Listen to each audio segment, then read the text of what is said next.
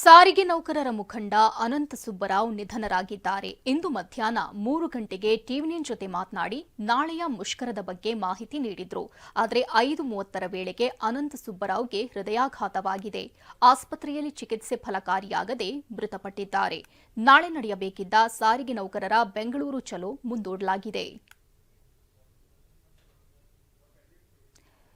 ಇಂದು ಮಧ್ಯಾಹ್ನ ಅನಂತ ಸುಬ್ಬರಾವ್ ಹೇಳಿದ್ದೇನು ಬನ್ನಿ ನೋಡೋಣ.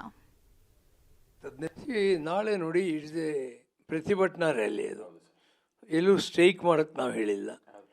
ಏಕೆಂದರೆ ಸರ್ಕಾರಕ್ಕೆ ನೆನಪು ತರೋದಕ್ಕೆ ನಾವು ನಾಳೆ ಒಂದು ಪ್ರೊಟೆಸ್ಟ್ ಇಟ್ಕೊಂಡಿದ್ದೀವಿ. ರಾಜ್ಯದ ಎಲ್ಲ ಡಿವಿಷನ್ಗಳಿಂದಲೂ ಬರ್ತಾರೆ. ಕನಿಷ್ಠ 10,000 ಜನರು ನಾಳೆ ಬರೋ ಎಕ್ಸ್ಪೆಕ್ಟೇಷನ್ ಇದೆ. ಆ್ಯಂಡ್ ಮೇಯ್ನ್ಲಿ ನಮ್ಮ ಡಿಮಾಂಡು 38 ತಿಂಗಳ ಅರಿಯರ್ಸ್ ಕೊಡಬೇಕು. ಬೊಮ್ಮಾಯಿಯವ್ರ ಕಾಲದಲ್ಲಿ ಏನು ವೇತನ ಪರಿಷ್ಕರಣೆ ಆಗಿತ್ತು 15%, ಅದ್ರ ಕಡೆ ದುಡ್ಡು ಕೊಡಬೇಕು. ಅದು 1,800 ಕೋಟಿ ಆಗುತ್ತೆ. ಇವಾಗ 718 ಕೋಟಿ